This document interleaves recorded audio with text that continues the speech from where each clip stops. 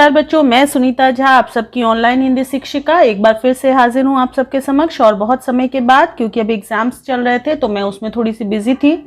और मुझे ये भी याद है कि आप लोगों के बोर्ड एग्जाम होने वाले हैं और आईसीएसई बोर्ड के ऑलमोस्ट सारे चैप्टर मैंने अपलोड कर दिए हैं।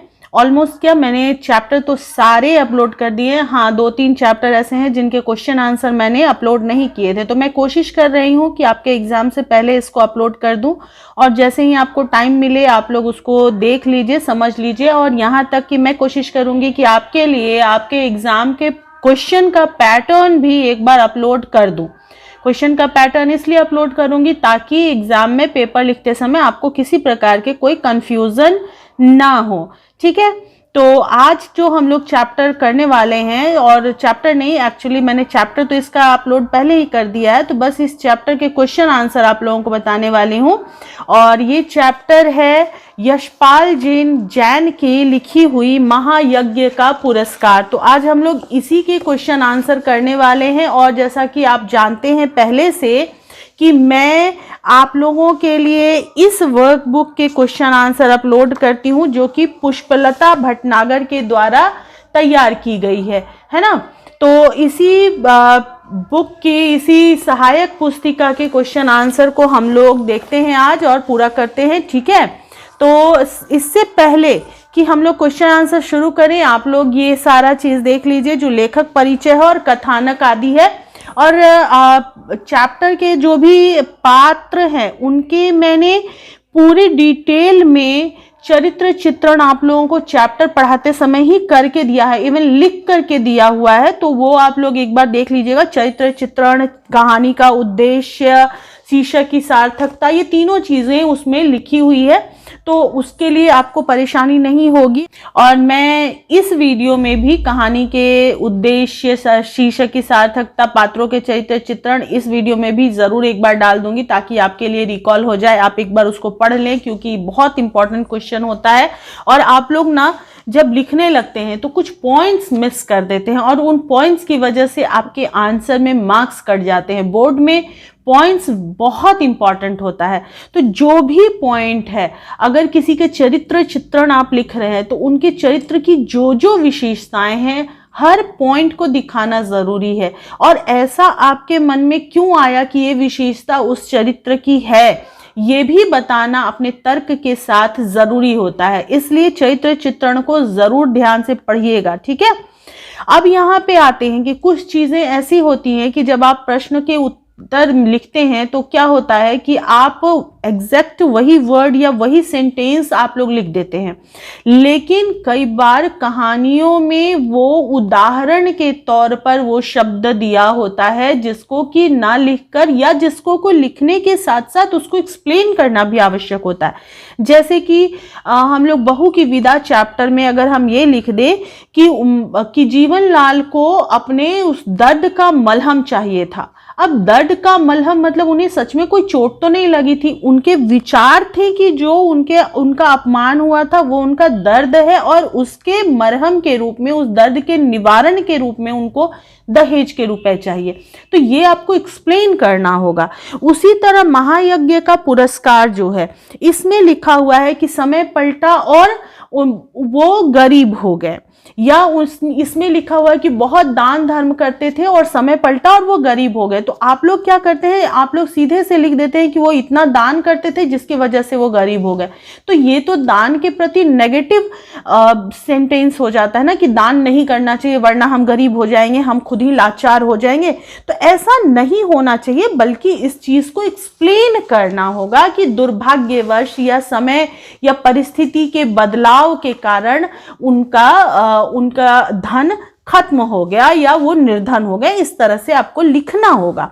अगर आप एक्सप्लेन करते हुए नहीं लिखते हैं तो आपके पॉइंट्स के मार्क्स कटेंगे, तो उसको समझने की कोशिश कीजिए। और दूसरी बात कि जब आप बोर्ड एग्जाम में या किसी भी एग्जाम में जब लिख रहे हैं तो मुख्य पॉइंट्स को अंडरलाइन करना बहुत जरूरी है। जैसे देखिए यहां पर है कि उन्हें एक दिव्य वाणी सुनाई दी, तो दिव्य वाणी को आप अंडरलाइन करिएगा, क्योंकि ये एक इंपॉर्टेंट चीज है। और वो कहाँ सुनाई दी, या वो कुंदनपुर पहुंचे तो किसके पास पहुंचे, तो इन चीजों को, मेन पॉइंट्स को आपको अंडरलाइन करना होगा, ठीक है। मैं इसमें बहुत ज्यादा डिटेल में नहीं बता रही हूं क्योंकि मैं लिखा हुआ आपको दिखा ही दूंगी, तो उसमें आपके लिए आसानी हो जाएगी, ठीक है। बस आप इसको पढ़ सकते हैं अगर पढ़ना चाहे तो, या कुछ लाइनें इसमें से आप लेकर के लिखना चाहें तो भी कोई दिक्कत नहीं है, आप जरूर लिख सकते हैं और अपने शब्दों में लिख सके तो बेहतरीन बात है। लेकिन हाँ, बस यही ध्यान रखेंगे कि पॉइंट्स मिस नहीं करेंगे, और पॉइंट्स के साथ साथ कोई ऐसी चीज जिसको एक्सप्लेन करना है तो उसको एक्सप्लेन भी करेंगे जरूर से, ठीक है। लीजिए बच्चों, यहाँ पे ना आपके लिए शीर्षक की सार्थकता, कहानी का उद्देश्य, चरित्र चित्रण आदि सारा दे रही हूँ मैं, तो इसको ठीक से देख लीजिए, स्क्रीनशॉट ले लीजिए और लिख लीजिएगा, याद कर लीजिएगा, ठीक है ना।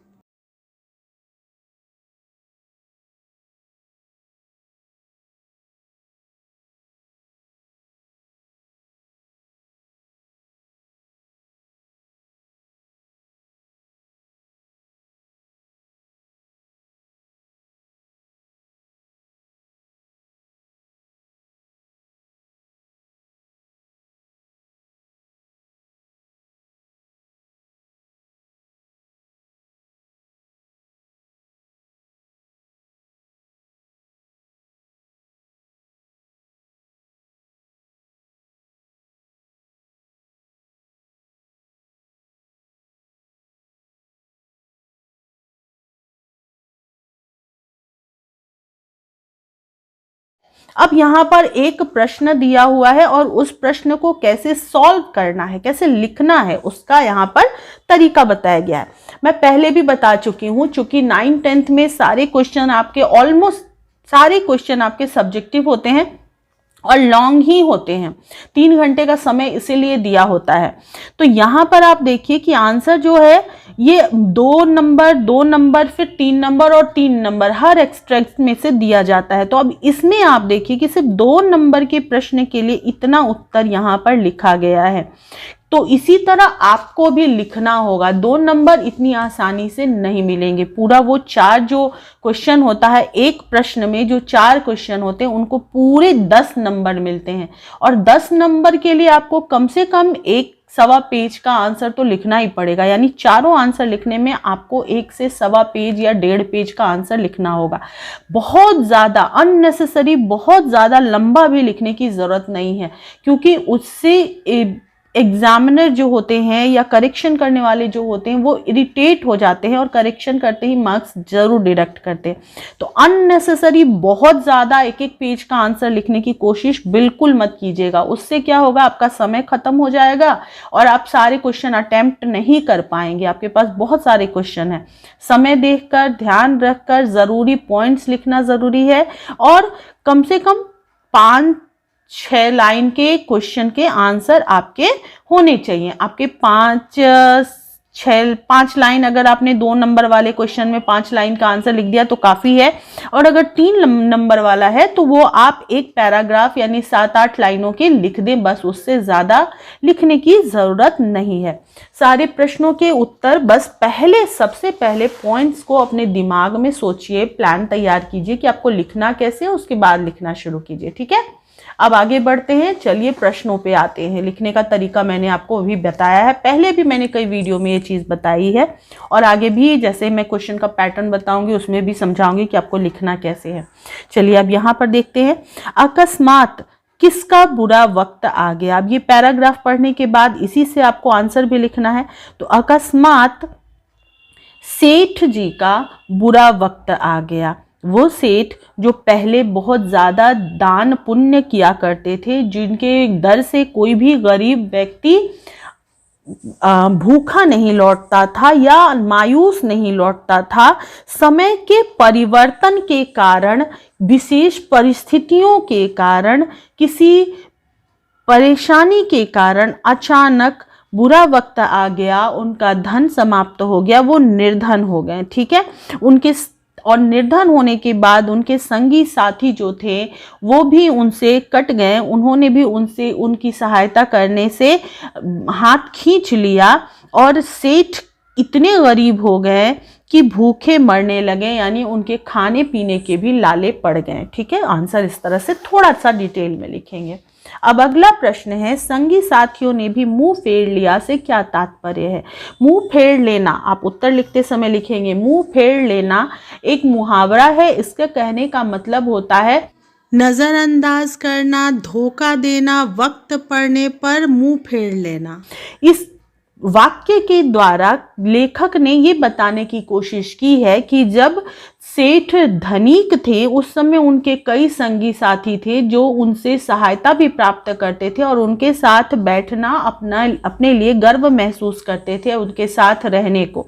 लेकिन जैसे ही सेठ के पास बुरी परिस्थिति आई, उनके पास धन खत्म हो गया, वे निर्धन हो गए, उसी समय उनके जितने भी संगी साथी या व्यापार में साथ देने वाले लोग थे, उन सब लोगों ने, उनके रिश्तेदारों ने, सब ने उनसे नाता तोड़ लिया और उनके बुरे समय में उनकी सहायता करने से अपना हाथ खींच लिया।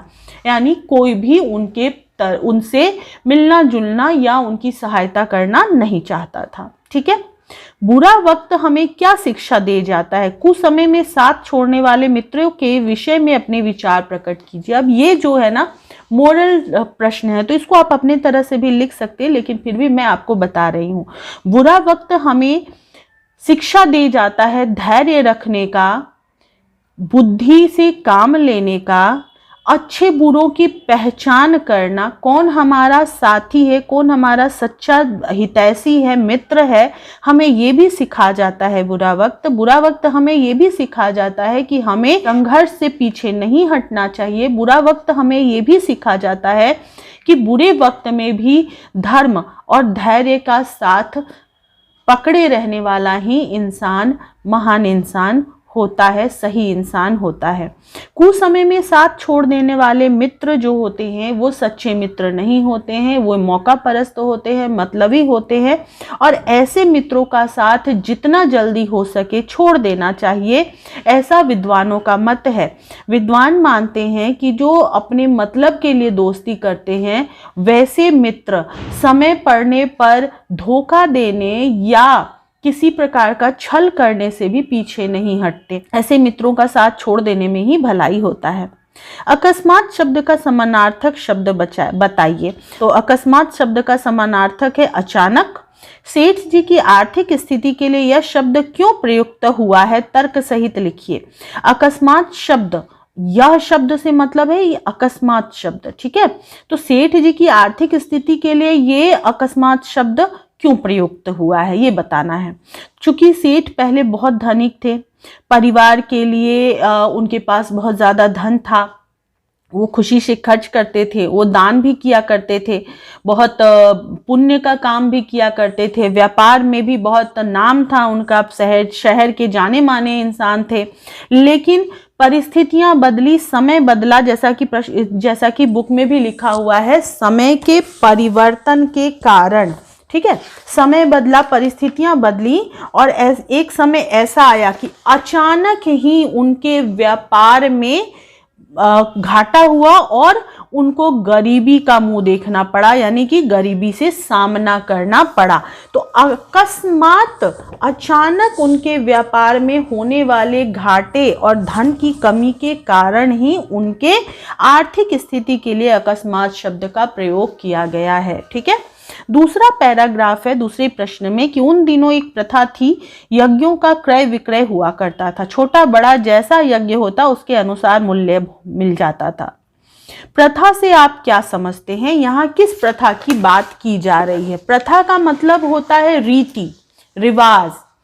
यहाँ पर उस प्रथा की बात की जा रही है जो पहले समय में हुआ करता था और जिसमें कि यज्ञों की खरीद और बिक्री की जाती थी।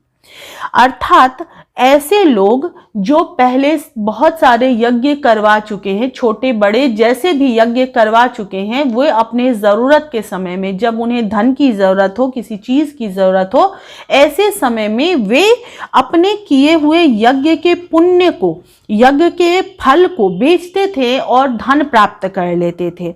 और इससे यह होता था कि जो धनी व्यक्ति किसी कारणवश या इच्छावश यज्ञ नहीं करवा करवा पाते थे, वे बिना उस यज्ञ को करवाए हुए अपने धन के बदले यज्ञ का फल प्राप्त कर पाते थे।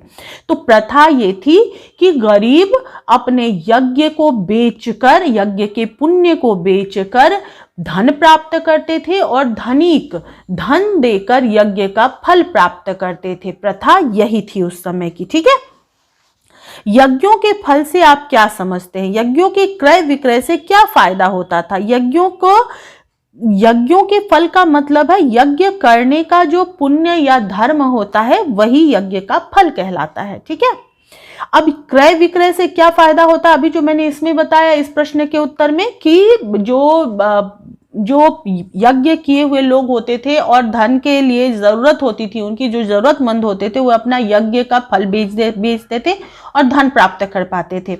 और वहीं पे जो यज्ञ नहीं करवाते थे लेकिन पैसे बहुत होते थे, वे पैसों की बदौलत उस धर्म को, पुण्य को प्राप्त कर पाते थे। यानी दोनों का काम पूरा हो जाता था, जरूरत पूरी हो जाती थी। तो यही फायदा हुआ था। किसको व क्यों यज्ञ बेचने की जरूरत आ पड़ी थी, उसका परिचय दीजिए। तो किसको जरूरत पड़ी थी?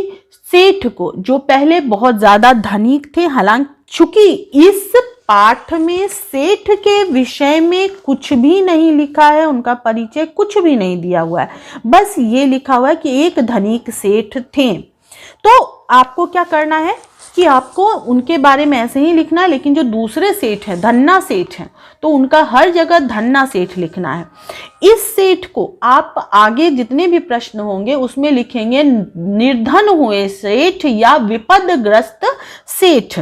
ठीक है, विपदग्रस्त यानी विपदा में पड़े हुए सेठ। तो ये इससे क्या होगा कि क्लैरिटी मिलेगी कि आप किस सेठ की बात कर रहे हैं, वरना दोनों अगर सेठ जी लिखेंगे तो दोनों तो सेठ हैं, कैसे क्लियर होगा? इसलिए आपको लिखना पड़ेगा कि विपत्ति में पड़े हुए सेठ को यज्ञ बेचने की जरूरत आ पड़ी थी, क्योंकि परिस्थितिवश अचानक से अकस्मात उनके सारे धन नष्ट हो गए थे और उनको खाने के भी लाले पड़ गए थे। निर्धनता के कारण, जरूरतों के कारण उनकी पत्नी ने उन्हें सलाह दिया कि अपने यज्ञ को बेचकर कुछ धन प्राप्त किया जाए ताकि जीवन निर्वाह हो सके। ठीक है, विपत्ति में पड़े हुए सेठ, ये बात भूलिएगा नहीं, अभी अभी जो मैंने कहा क्लियर करना जरूरी है, तो ये जरूरी पॉइंट है। ठीक है, सिर्फ सेठ नहीं लिखेंगे। किसके कहने पर सेठ को कहां व क्यों जाना पड़ा? तो अभी अभी मैंने बताया, अपनी पत्नी के कहने पर सेठ को कुंदनपुर धन्ना सेठ के पास जाना पड़ा अपने यज्ञ का फल बेचने के लिए। ठीक है, जैसा कि मैंने यहाँ पे लिखा है, मैं पढ़ दे रही हूँ क्योंकि क्लियर नहीं दिख रहा है, थोड़ी लाइटिंग की प्रॉब्लम है मेरे घर में, तो इसलिए मैं पढ़ दे रही हूँ इसको। निर्धनता के कारण सेठानी के द्वारा दिए गए सलाह पर विपदग्रस्त सेठ को कुंदनपुर धन्ना सेठ के पास अपने यज्ञ का फल बेचने के लिए जाना पड़ा। जब रास्ते में सेठ भूख और गर्मी से परेशान होकर भोजन करने बैठे, तभी सामने उन्हें एक मरणासन कुत्ता दिखा, जिसे सेठ ने एक एक कर अपनी चारों रोटियां खिला दी ताकि वह चलकर किसी बस्ती तक पहुंच सके और उसकी जान बच सके, और वे स्वयं पानी पीकर और थोड़ा आराम करके अपने गंतव्य की ओर चले गए। तो आपको इस दोनों प्रश्न का उत्तर यहाँ पर मिल गया कि सेठ कहाँ गए, किस लिए गए, किसके कहने पे गए, और जो रास्ते में घटना घटी वो भी। तो दोनों चीज बहुत ध्यान रखेंगे इस प्रश्न का उत्तर लिखते समय। पहला कि निर्धनता के कारण सेठानी ने यह सलाह दिया या सेठ की पत्नी ने यह सलाह दिया, और विपदग्रस्त, जो मैंने यहाँ पे लिखा है, विपदग्रस्त सेठ कुंदनपुर धन्ना सेठ के पास गए। ठीक है, ये बात लिखेंगे। दूसरा, ये इंपॉर्टेंट चीज है, दूसरा क्या है कि सेठ ने एक एक कर अपनी रोटियां खिला दी। मतलब एक ही बार में उन्होंने नहीं दिया था कुत्ते को, उनका पहले विचार था कि सिर्फ एक रोटी देंगे, फिर विचार हुआ कि चलो आधा आधा खा लेते हैं, फिर उनका धीरे धीरे विचार हुआ चारों रोटियां देने का। तो एक एक कर उन्होंने अपनी चारों रोटियां उसे खिला दी। ठीक है, तो ये दोनों पॉइंट ध्यान रखेंगे और अलग अलग करके लिखेंगे। हर घटना का जिक्र यहाँ हुआ है, लेकिन इतने विस्तार में नहीं कि पूरा पेज भर जाए, वही आपको भी करना है। चलिए अगला प्रश्न है, यह अफवाह थी कि उनकी सेठानी को कोई दैवी शक्ति प्राप्त है जिससे वह तीनों लोगों की बात जान लेती है। किसके बारे में क्या अफवाह थी, उसका परिचय दीजिए। ठीक है, सेठ का परिचय भी आपको डिटेल में लिखना है, और यहाँ पे जो सेठानी का परिचय मांगा जा रहा है वो भी आपको लिखना है। ठीक है ना, तो पहले क्या करना है कि आप लिखेंगे इसके उत्तर में कि कुंदनपुर के धन्ना सेठ की पत्नी सेठानी के बारे में अफवाह थी कि उनकी सेठानी को कोई दैवी शक्ति प्राप्त है जिससे वह तीनों लोगों की बात जान लेती है। यही लाइन आपको कॉपी कर देना है। ठीक है, उसके बाद उनके परिचय में आप लिखेंगे कि वे धार्मिक, दृढ़ निश्चयी, समझदार, धर्म अधर्म की ज्ञाता एक गृहिणी थी। हमने देखा कि वो एक निरीह प्राणी को भोजन कराए जाने तथा उसके प्राण बचाने को सभी यज्ञों से ज्यादा महत्वपूर्ण मानती हैं और उसे खरीदने के अपने निश्चय पर अडिग रहती है। इसीलिए कह सकते हैं कि वो धर्म को भी बहुत अच्छे से जानती है, दया का महत्व समझ पाती है और अपने निश्चय पर अडिग रहती है। तो इस तरह से उनका परिचय देंगे। ठीक है, दैवी शक्ति से आप क्या समझते हैं, सेठानी को प्राप्त दैवी शक्ति के बारे में लिखिए। तो देवताओं द्वारा प्राप्त दिव्य शक्ति को दैवी शक्ति कहते हैं, और सेठानी को प्राप्त दैवी शक्ति के बारे में जैसा लिखने के लिए बोला गया, तो यही लाइन आप फिर से लिख सकते हैं जो प्रश्न में दिया हुआ है, या फिर पेज नंबर 14 के फोर्थ पैराग्राफ का लास्ट 2 लाइन आप यहाँ पे देख सकते हैं। यहाँ पे लिखा हुआ है कि अफवाह थी कि उनके सेठानी को कोई दैवी शक्ति प्राप्त थी जिससे वो तीनों लोगों की बात एक ही जगह रहते हुए जान लेती थी। तो आप वो भी चीज लिख सकते हैं, प्रश्न से ही देख के लिख सकते हैं इसको। अगला प्रश्न है, तीनों लोगों से क्या तात्पर्य है, उनके नाम लिखते हुए उनके बारे में संक्षिप्त रूप से लिखिए। तो इसका उत्तर लिखने के लिए पहले हम लोग इसको समझाएंगे कि सनातन हिंदू धर्म के मान्यता अनुसार संसार में 3 लोक हैं, जिसने से पहला देवलोक, दूसरा मृत्युलोक और तीसरा जो है असुर लोक या फिर पाताल लोक कहलाता है। देवलोक जो है वहां पर देवताओं का वास है और माना जाता है कि वे अमर हैं और संसार को संचालन करने में सहायक हैं। ठीक है, मृत्युलोक हम मनुष्यों और अनेक प्रकार के जीव जंतुओं का लोक है। मान्यता है कि मृत्युलोक में जन्म लेने वाले प्रत्येक व्यक्ति का कर्तव्य होता है कि वो अपने जीवन को सही तरीके से जिए, धर्म के साथ जिए, और अंत में उनकी मृत्यु भी निश्चित होती है, इसलिए इस लोक को मृत्यु लोक कहते हैं। तीसरा लोक है असुर लोक या पाताल लोक। मान्यता है कि यहाँ पर असुर जो कि मनुष्यों से ताकतवर होते हैं लेकिन बुरी शक्तियों के मालिक होते हैं, जो बुरे विचारों के लोग होते हैं, उन लोगों का वास है पाताल में। ठीक है, बस आपको इससे ज्यादा लिखने की जरूरत नहीं है। ठीक है, सेठानी को अपनी शक्ति के द्वारा क्या बात पता चली, उसने सेठ से कौन सा यज्ञ बेचने को कहा और क्यों, समझाकर लिखिए। ठीक है, तो इसका उत्तर तो आप लोगों को पता ही है कि सेठानी को अपनी शक्ति के द्वारा पता चली कि सेठ जब आ रहे थे तो रास्ते में भूख लगने पर जब वो खाना खाने लगते हैं तो वहां पर एक मरनासन कुत्ता होता है, और उसकी सहायता करने के लिए सेठ ने भूखे होने पर भी अपने सामने का अन्न यानी रोटियां कुत्ते को दान कर दिया और खुद भूखे रह गए। ये बात सेठानी को पता चली और उन्होंने इस कर्म को यज्ञ का नाम दिया और उन्होंने सेठ से उसी कर्म को यज्ञ कहते हुए उसका फल खरीदने की कोशिश की, इच्छा जाहिर की, क्योंकि सेठानी की मान्यता ये है कि धन दौलत लुटाकर किया गया यज्ञ असली यज्ञ नहीं होता, बल्कि प्राणी मात्र की सहायता करना ही सही यज्ञ होता है। ठीक है, समझ गए? यहाँ पे हर पॉइंट मैंने एक्सप्लेन किया है, एक एक करके बताया है, सुनिए, पॉइंट्स को समझिए। आप पूरा आंसर नहीं लिख सकते हैं, मत लिखिए, लेकिन पॉइंट्स जरूर लिख लीजिए ताकि आप उन पॉइंट्स को एग्जाम में जरूर लिख पाएं। ठीक है। सहसा सेठ के मुंह से निकला, हाय बेचारा ना जाने कितने दिनों से भूखा है। प्रस्तुत कथन सेठ जी के मुंह से कब व क्या देखकर निकला? जब सेठ ने तीनों रोटियां खिला दी, उसके बाद भी कुत्ते की परिस्थिति में बहुत ज्यादा परिवर्तन नहीं आया, तब सेठ के मुंह से उपरोक्त कथन निकला। देखिए पेज नंबर 16 का फर्स्ट पैराग्राफ है, यहां पर देखिएगा। ठीक है। ठीक। तीनों रोटियां खिलाने के बाद भी जब कुत्ता बहुत ज्यादा शक्तिशाली नहीं हो पाया, उठकर चलने योग्य नहीं हो पाया, तो सेठ ने यह बात कही, क्योंकि कुत्ता जो था बहुत ज्यादा भूखा था और वो उस परिस्थिति में किसी बस्ती तक नहीं जा सकता था, और अगर किसी बस्ती तक नहीं जाता तो उसकी मृत्यु निश्चित रूप से हो जाती। इसलिए सेठ के मुंह से उपरोक्त कथन निकला। ठीक है। इस कथन से सेठ जी के किस चारित्रिक गुण का पता चलता है, समझाकर लिखिए। सेठ जी के दयालुपन, संवेदनशीलता, कारुणिकता, सहायक स्वभाव और दानी स्वभाव का पता चलता है। यहाँ पता चलता है कि सेठ जी एक संवेदनशील व्यक्ति हैं, जो सिर्फ किसी इंसान नहीं बल्कि किसी जानवर का भी दुख देखकर द्रवित हो जाते हैं, और अपनी जरूरतों को नजरअंदाज करते हुए भी वो उन्हें दान करने से नहीं चूकते।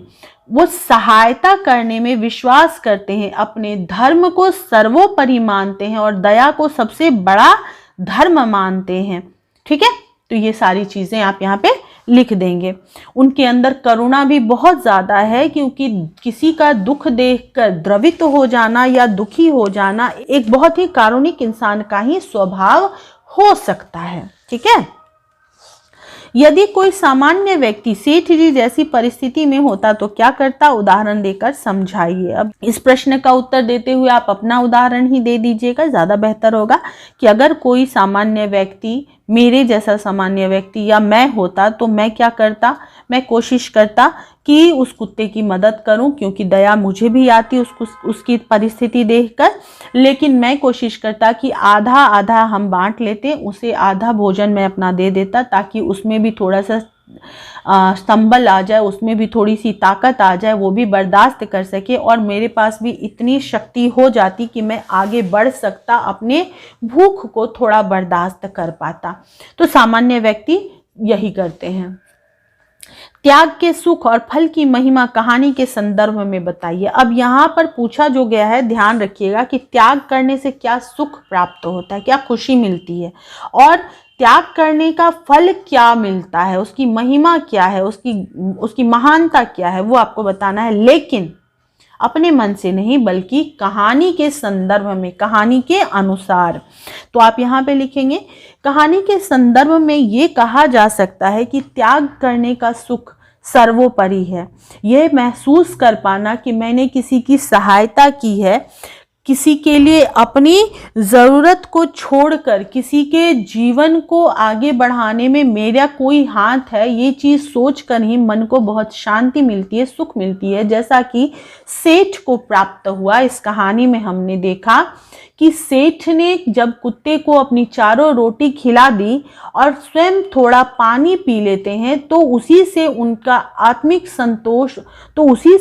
आत्मिक संतोष होता है, और वो उसी संबल के सहारे, उसी खुशी के सहारे कुंदनपुर तक पहुंच जाते हैं, जहां उनसे उस कार्य को बेचकर धन पाने की पेशकश की जाती है। लेकिन वे उस चीज को मना कर देते हैं, कहते हैं कि नहीं, ये मेरा धर्म है और इस सुख का मैं त्याग नहीं करूंगा, इस कर्तव्य को मैं त्याग नहीं करूंगा।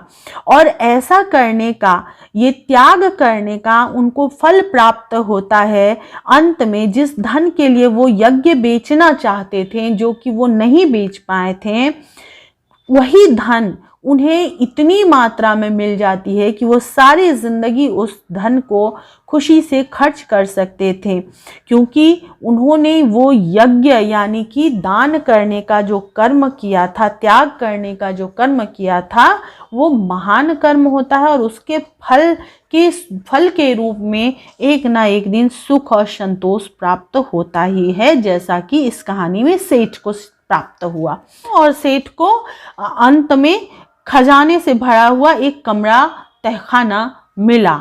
ठीक है, वह मुंह उठाकर सेठ की ओर देखने लगा। उसकी आंखों में कृतज्ञता थी। कौन मुंह उठाकर किसे और कब देखने लगा, ये पेज नंबर 15 में है और उसके 3rd पैराग्राफ में ये लाइन है। ठीक है, ये देखिए बच्चों, पेज नंबर 15 के इस लाइन में है।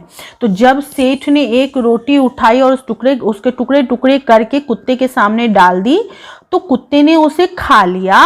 उसके शरीर में थोड़ी ताकत आ गई, लेकिन उसके पास इतनी शक्ति नहीं थी कि वो उठकर खड़ा हो जाता और उसकी क्षुधा अभी खत्म नहीं हुई थी।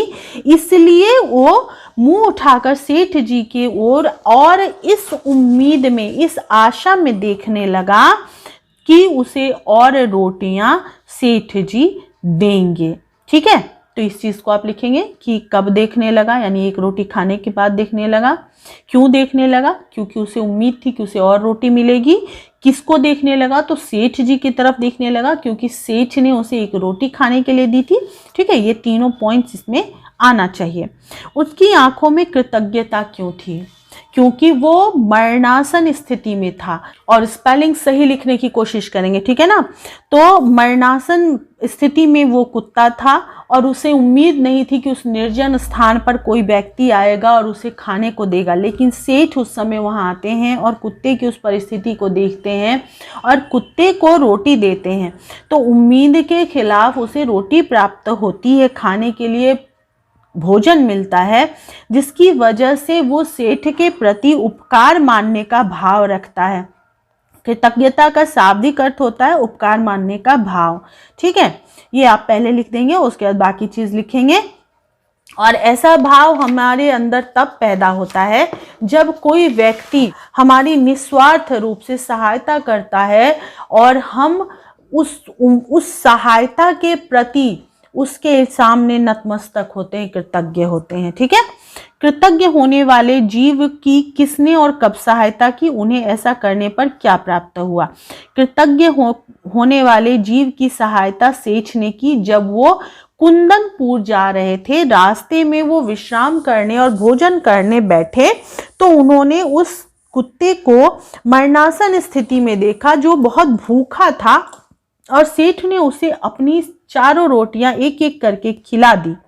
ऐसा करने का उन्हें फल मिला कि अंत में, पाठ के अंत में उन्हें ईश्वर की कृपा से खजाने से भरा हुआ एक तहखाना प्राप्त हुआ, जिसमें हीरे मोती और जवाहरात भरे हुए थे। और दिव्य वाणी ने उनकी सराहना की, तुमने जो कुत्ते को रोटी खिलाने का कर्म किया है, उस पर दया करने का कर्म किया है, वह बहुत उचित और धर्म से भरा हुआ कर्तव्य है, जिसे महायज्ञ का नाम दिया जा सकता है और उसी का पुरस्कार तुम्हें दिया जा रहा है। ठीक है, कहानी के मुख्य उद्देश्य को कहानी का संदर्भ देकर लिखिए। कहानी का मुख्य उद्देश्य ये है कि यज्ञ कमाने की इच्छा से धन दौलत लुटाकर किया गया यज्ञ सच्चा यज्ञ नहीं है। निस्वार्थ भाव से किया गया कर्म ही सच्चा यज्ञ और महायज्ञ है। लेखक हमें ये बताना चाहते हैं। प्रश्न को ठीक से समझिए। प्रश्न में दिया हुआ है कि कहानी का उद्देश्य क्या है, कहानी के संदर्भ में बताइए। तो उद्देश्य तो मैंने आपको पहले लिखवा के दिखा दिया है, तो आप वही लिख सकते हैं। लेकिन यहाँ कहानी के संदर्भ में आपको स्पष्ट करना है, इसलिए आप लिखेंगे लेखक का उद्देश्य है हमें ये बताना कि सिर्फ धन दौलत लुटाकर किया गया यज्ञ जो है वो सच्चा यज्ञ नहीं होता, बल्कि निस्वार्थ भाव से किसी की सहायता करना ही महायज्ञ कहलाता है। जैसा कि इस कहानी में हमने देखा कि सेठ ने एक मरणासन कुत्ते की सहायता की, अपने भूख को नज़रअंदाज करते हुए, अपनी ज़रूरत को नज़रअंदाज करते हुए, और फिर जब उस कर्म का फल बेचने के लिए सेठानी उनसे आग्रह करती है, उनको प्रस्ताव देती है कि पैसे ले लीजिए, तो वो उस धन को भी अस्वीकृत कर देते हैं, मना कर देते हैं और क्या करते हैं कि उसे अपना कर्तव्य मानते हैं, जिसके बदले में उन्हें अंत में देवताओं के द्वारा, दिव्य वाणी के द्वारा ढेर सारा धन और सम्मान प्राप्त होता है। ठीक है, प्रकार हम कह सकते हैं कि इस कहानी में लेखक का उद्देश्य है परोपकार का महत्व बताना। ठीक है, चलिए अगला प्रश्न है महायज्ञ और आज वे समझे कि उनका मजाक उड़ाया जा रहा है। विनम्र भाव से बोले, आप आज की कहती हैं, मैंने तो वर्षों से कोई यज्ञ नहीं किया, मेरी स्थिति ही ऐसी नहीं है। अब इस गद्यांश से प्रश्न है, सेठानी की बात सुनकर सेठ जी को ऐसा क्यों लगा कि उनका मजाक उड़ाया जा रहा है? सेठानी की बात सुनकर सेठ जी को ऐसा इसलिए लगा क्योंकि उनके विचार से जो कर्तव्य उन्होंने किया था, कुत्ते को रोटी खिलाने का, उसकी सहायता करने का, वो उनका कर्तव्य था, कोई यज्ञ नहीं था। और सेठ जी बहुत समय से गरीबी में गुजारा कर रहे थे, उनके पास इतना धन नहीं था कि वो यज्ञ कर पाते, और ये बात सबको पता थी, सेठानी को भी पता थी, और तब भी वो कह रही थी कि आपने आज ही एक यज्ञ किया। तो सेठ को ऐसा लगने लगा कि मेरी निर्धनता का मजाक उड़ा रही हैं सेठानी, इसलिए वो कह रही हैं कि आपने यज्ञ किया, जबकि यज्ञ करने की मेरी हैसियत नहीं, स्थिति नहीं है। ठीक है, महायज्ञ से आप क्या समझते हैं? आपने देखा ना कि इसमें पॉइंट क्या क्या दिया गया। पहला ये कि सेठ ने अपने विचार से कोई भी यज्ञ नहीं किया था, वो उनका कर्तव्य था, पहली वजह ये थी, इसलिए उनको पता ही नहीं था कि वो उनके द्वारा किया गया कोई यज्ञ हुआ है। दूसरा ये कि उनकी परिस्थिति बहुत खराब थी, इतना खराब, इतनी गरीबी थी कि वो अपने लिए खाना तक नहीं जुटा पाते थे, तो यज्ञ कहाँ करते, जिसके बारे में कि धन्ना सेठ को और उनकी पत्नी को, दोनों को पता था। फिर भी वो कह रही थी कि आपने आज यज्ञ किया, तो इससे उनको ऐसा लगने लगा कि वो उनकी गरीबी का, उनकी लाचारी का मजाक उड़ाते हुए ये कह रही हैं कि आपने आज ही तो यज्ञ किया है। तो ये बात सेठ को तकलीफ पहुंचाती है। ठीक है, तो ये पॉइंट्स ध्यान रखिएगा, ये प्रश्न थोड़ा इंपॉर्टेंट है, ज्यादा इंपॉर्टेंट। महायज्ञ से आप क्या समझते हैं? कहानी के संदर्भ में लिखिए। महायज्ञ का मतलब अभी अभी मैंने यहाँ पे बताया। देखिए, यज्ञ कमाने की इच्छा से धन दौलत लुटाकर किया गया यज्ञ सच्चा यज्ञ नहीं होता, निस्वार्थ भाव से किया गया कर्म ही सच्चा यज्ञ और महायज्ञ माना जाता है। कहानी में भी इस बात को ये नहीं लिखिएगा कि कहानी के संदर्भ में कहा गया है, ये बात बिल्कुल नहीं लिखा जाता है किसी भी प्रश्न के उत्तर लिखते समय। प्लीज, हर बार मैं ये चीज बता रही हूँ आप लोगों को, लेकिन फिर भी लिखा जाता है, सब लोग आप लोग लिख ही देते हैं, ऐसा मत लिखिएगा। वहां पर लिखिएगा कि जैसा कि इस कहानी में हमने देखा है कि सेठ ने बहुत सारे यज्ञ किए थे, लेकिन सेठानी उस यज्ञ को खरीदने में बिल्कुल रुचि नहीं दिखाती है, वो सिर्फ उस कर्म के, उस कर्तव्य के फल को खरीदना चाहती है जो सेठ ने कुत्ते को रोटी खिलाकर किया था। निस्वार्थ भाव से जो उन्होंने दान किया था, सहायता की थी, बस उस कर्म को सेठानी महायज्ञ कहकर खरीदना चाहती है। बाकी उनके द्वारा किए गए बड़े छोटे किसी यज्ञ को खरीदने में उनकी कोई रुचि नहीं है। ये कहानी में हमने देखा। साथ ही हमने ये भी देखा कि कहानी के अंत में इस कार्य के लिए और साथ ही उस धन को स्वीकार ना करने के लिए जो धन्ना सेठ की पत्नी उनको उस कर्तव्य के लिए दे रही थी, उसके लिए उस सेठ को प्रभु की तरफ से, ईश्वर की तरफ से बहुत सारा धन दिया गया। तो इससे पता चलता है कि निस्वार्थ भाव से किया गया कर्म जो है, दान जो है, वही सच्चा महायज्ञ है। ठीक है, मेरी स्थिति ही ऐसी नहीं थी। वाक्य में सेठ जी क्या समझाना चाहते हैं और क्यों, समझा कर लिखिए। इस वाक्य के द्वारा सेठ जी ये समझाना चाहते हैं कि वो बहुत गरीब हो गए हैं, इतने गरीब हो गए हैं कि उनके पास खाने के तक का उपाय नहीं है और मजबूर होकर वो यज्ञ बेचने आए हैं। ऐसी स्थिति में वो यज्ञ कहाँ से करवा पाएंगे, क्योंकि यज्ञ करवाने में बहुत खर्च लगता है। और यहाँ तो धन्ना सेठ की पत्नी उनसे महायज्ञ की बात कर रही कि आपने आज ही ये महायज्ञ किया है तो मुझे वही महायज्ञ खरीदना है। तो सेठ उनको समझाना चाहते हैं कि मैंने आज कोई भी महायज्ञ नहीं किया और मैं बहुत गरीब हूँ, महायज्ञ करवाने की मेरी हैसियत नहीं है। ये समझाने के लिए उपरोक्त वाक्य सेठ ने कहा है।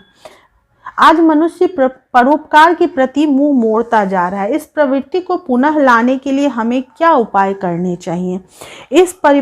आज मनुष्य परोपकार के प्रति मुंह मोड़ता जा रहा है, किसी के दुख से कोई वास्ता नहीं रखता, किसी की सहायता करने को अपना कर्तव्य नहीं मानता है, क्योंकि मनुष्य अपने जीवन में ही बहुत ज़्यादा व्यस्त हो गया है, अपनी ज़िंदगी के ही तकलीफ़ों से वो उबर नहीं पा रहा है।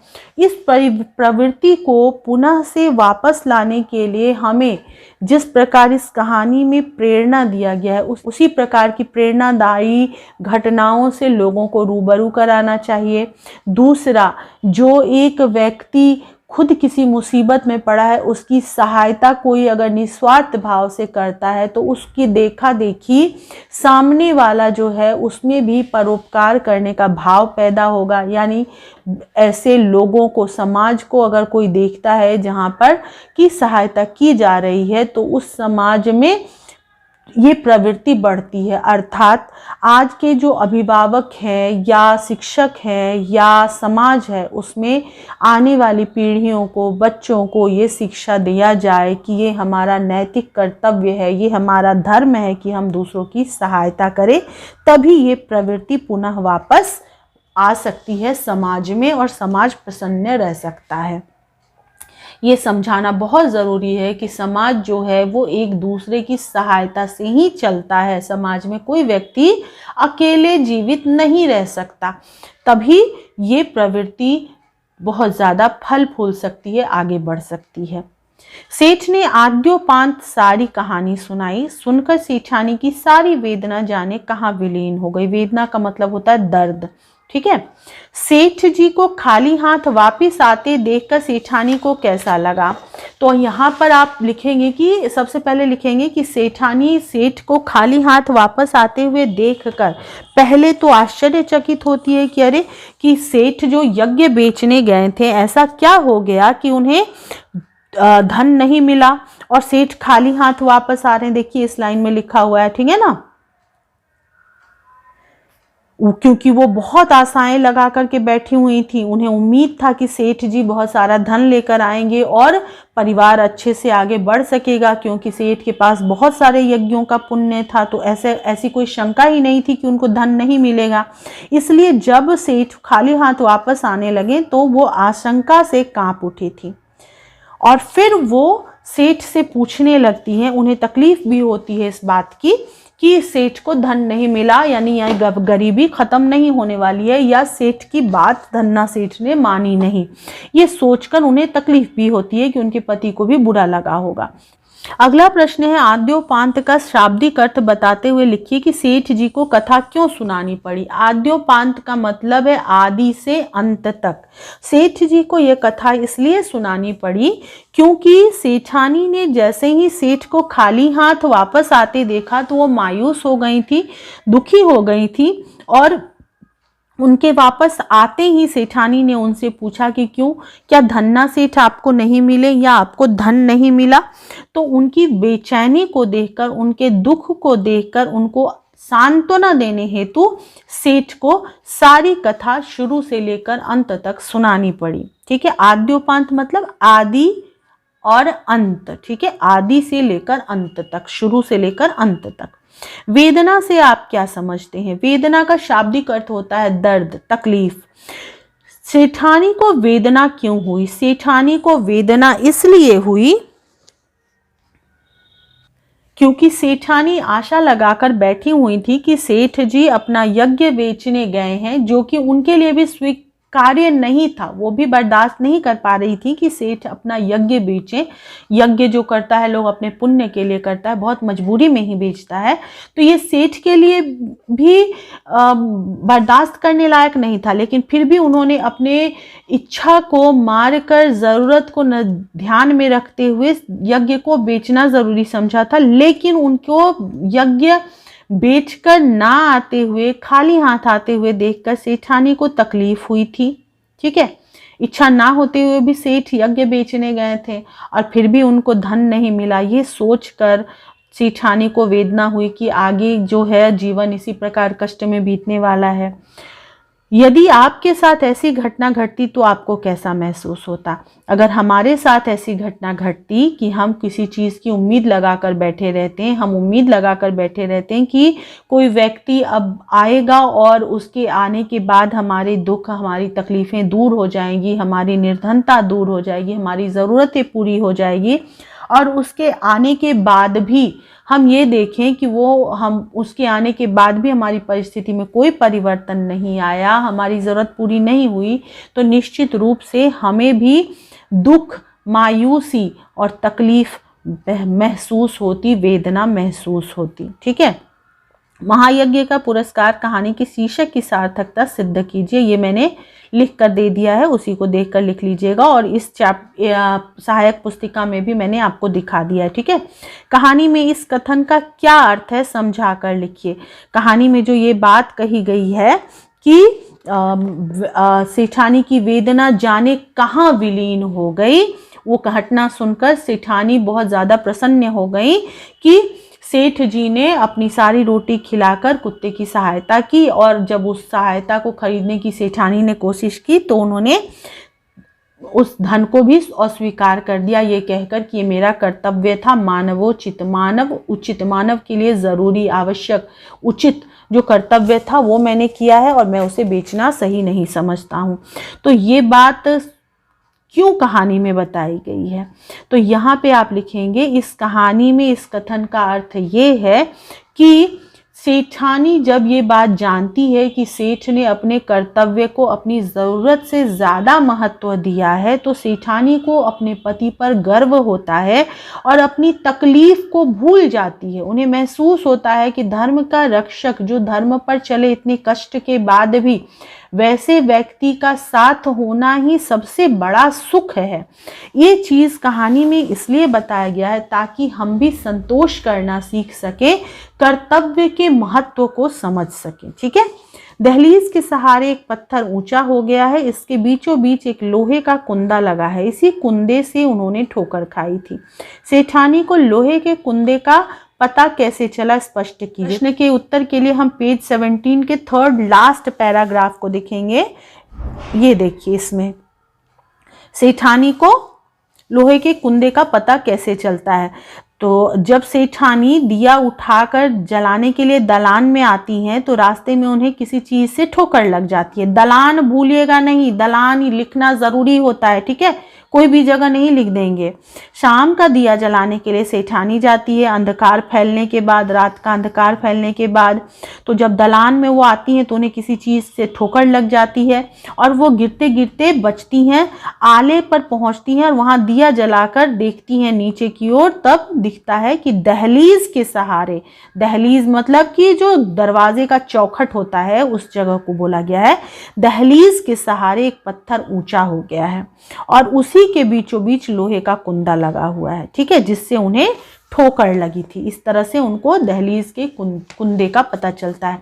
मैंने दलान पे जोर इसलिए डाला है क्योंकि ऐसा प्रश्न जब मेरे स्कूल में दिया गया था तो बच्चों ने अलग अलग पता नहीं क्या क्या लिखा था, दलान पर, आंगन में, छत पर, घर के बाहर। तो प्लीज़ अपने मन से मत लिखिए, ज़रूरी चीज़ें ही लिखिए कि रात का अंधकार फैलने के बाद दिया जलाने के लिए जब जाती हैं सेठानी, तो दलान पर उन्हें चोट लगती है, ठोकर लगती है किसी चीज़ से, और फिर वो आले पर पहुंचकर दिया जलाती हैं और नीचे देखती हैं, तब उन्हें कुंदा नजर आता है। ऐसा कब हुआ था, उस समय सेठानी कहाँ व क्यों गई थी? तो अभी यहाँ जो लिखा था वही प्रश्न का उत्तर यहाँ पे ही होगा। कब हुआ था? रात का अंधकार फैलने के बाद, जब सेठानी दिया जलाने के लिए जा रही थी, और ऐसा दलान पर हुआ था। सेठानी वहां दिया जलाने गई थी क्योंकि अंधकार फैल चुका था। ठीक है, इस तरह से लिखेंगे। सेठानी ने सेठ जी को आवाज देकर क्या कहा? सेठ जी ने वहां जाकर क्या किया और उन्हें क्या दिखाई दिया? पेज 17 से 18 तक। तो अब यहाँ पर देखिए, तो जब सेठानी को ठोकर लगती है लोहे के कुंदे से, तो वो सोचती है कि शाम तक तो यहाँ पत्थर बिल्कुल नहीं उठा था, अब अचानक ये कैसे उठ गया? और सेठानी आश्चर्यचकित होकर सेठ को बुलाती है और कहती है कि देखो तो यह पत्थर कहाँ से उठ गया। मेन वाक्य क्या है? देखो तो यह पत्थर यहाँ कैसे उठ गया, कहाँ से आ गया? और सेठ जब देखते हैं तो भी अचरज में पड़ जाते हैं, और दिए की टिमटिमाती रोशनी में उन्होंने ध्यानपूर्वक देखा तो पता चला कि यह किसी चीज का ढकना है। आखिर यह माजरा क्या है? और सेठ ने कुंदे को पकड़कर खींचा तो पत्थर उठ गया और अंदर जाने के लिए सीढ़ियां निकल आई। फिर सेठ और सेठानी बड़ी सावधानी से वो सीढ़ियां उतरकर नीचे चले गए। तो ये यहाँ तक आपको लिखना है कि वहां जाकर उन्होंने क्या किया, और वहां पर जब गए तो उन्हें क्या दिखाई दिया। ठीक है, तो कुंदा भी दिखा। फिर कुंदे को उठा करके जब वो नीचे गए तो तहखाने में उन्हें बहुत सारा धन दौलत, हीरा जवाहरात जगमगाता हुआ नजर आया। ठीक है, ये अपने शब्दों में लिखेंगे तो प्रश्न इतना बड़ा नहीं होगा उत्तर इसका। ठीक है। ओ सेठ, स्वयं भूखे रहकर अपना कर्तव्य मानकर प्रसन्न चित्त तुमने मरणासन कुत्ते को 4 रोटियां खिलाकर उसकी जान बचाई। उस महायज्ञ का यह पुरस्कार है। यह कथन किसने और किससे कहा? स्पष्ट कीजिए। अदृश्य, स्पष्ट, दिव्य देववाणी ने। अदृश्य था यानी नजर नहीं आ रहा था वहां पे कोई, लेकिन स्पष्ट, साफ साफ सुनाई दे रहा था। ठीक है, और दिव्य वाणी था, चूंकि ये आपके बुक में लिखा हुआ है कि देखिए दिव्य वाणी। ठीक है, अदृश्य और स्पष्ट स्वर। ठीक है, ये आपके बुक में लिखा हुआ है तो इसको आप लिखेंगे। और देववाणी थी क्योंकि देवों के द्वारा ये आकाशवाणी की गई थी, इसलिए देववाणी यहां लिखेंगे। ने विपदग्रस्त सेठ से कहा था।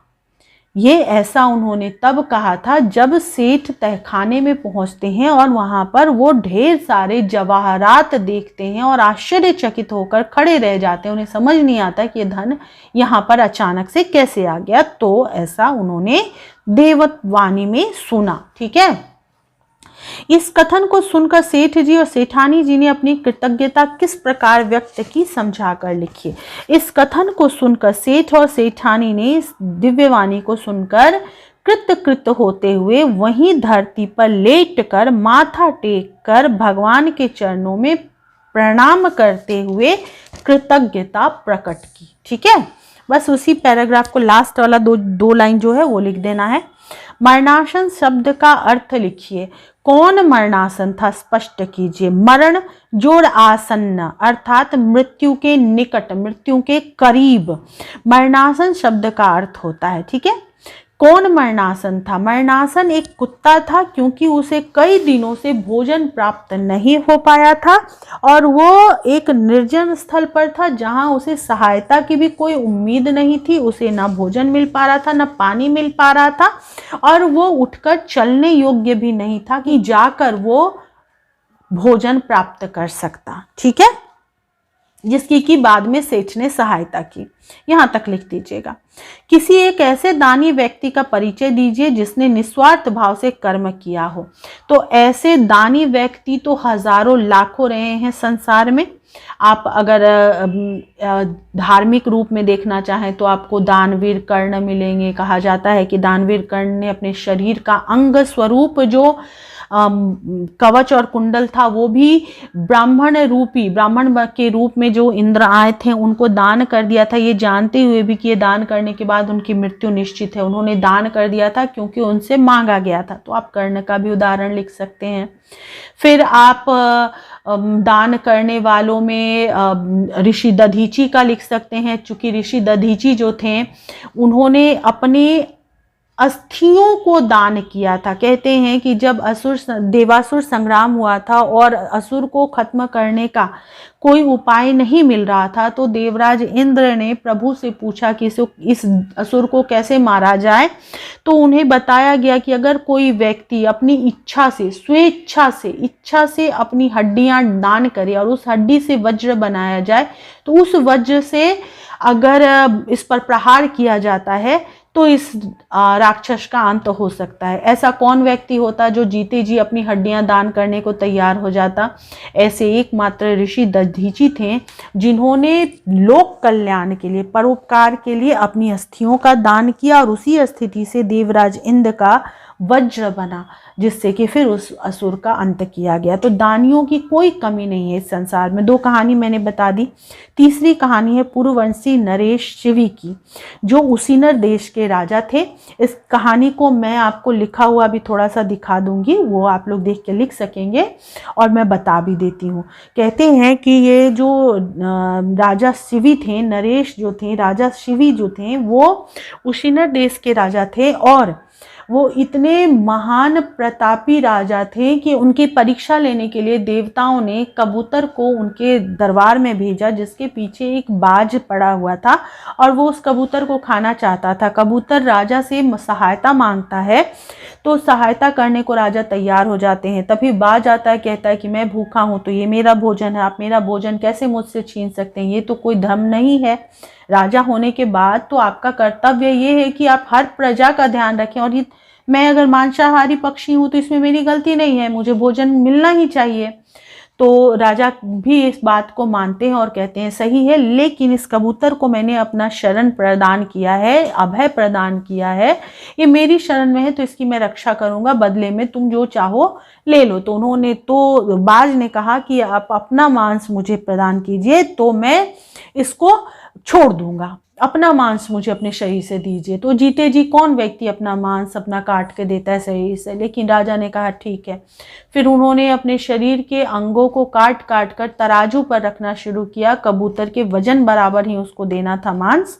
तो उन्होंने बहुत सारा मांस काट दिया, लेकिन वजन पूरा ही नहीं हो रहा था, कबूतर के बराबर ही नहीं हो पा रहा था। चूंकि देवताओं की परीक्षा थी तो कुछ तो होता, और राजा तकलीफ में थे। लेकिन फिर भी उन्होंने क्या किया कि अंत में दूसरी तरफ, तराजू के दूसरी तरफ वो स्वयं बैठ गए और फिर तराजू का पलड़ा बराबर हो गया।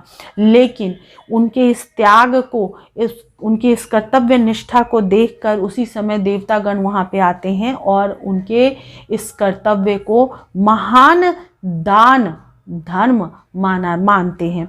तो इस प्रकार के कई कहानियां हैं। अगर आप इतिहास में भी देखें तो राजा विक्रमादित्य के दान को बहुत मान्यता प्रदान की गई है, बहुत बड़ा उनको दानवीर माना गया है। तो बच्चों, इस तरह के कोई भी कथा को आप यहाँ पर लिख सकते हैं, ठीक है। और मुझे लगता है कि अब कोई भी दिक्कत नहीं होगी इस चैप्टर में। अगर कोई दिक्कत होगी तो आप लोग मुझसे प्रश्न पूछ लीजिएगा। बस ध्यान रखिएगा कि प्रश्न के उत्तर मतलब हर पॉइंट को एक्सप्लेन करना है। फिलहाल इतना ही रखती हूँ इस वीडियो में। जल्दी ही दूसरे वीडियो के साथ मैं आपके समक्ष प्रस्तुत होंगी।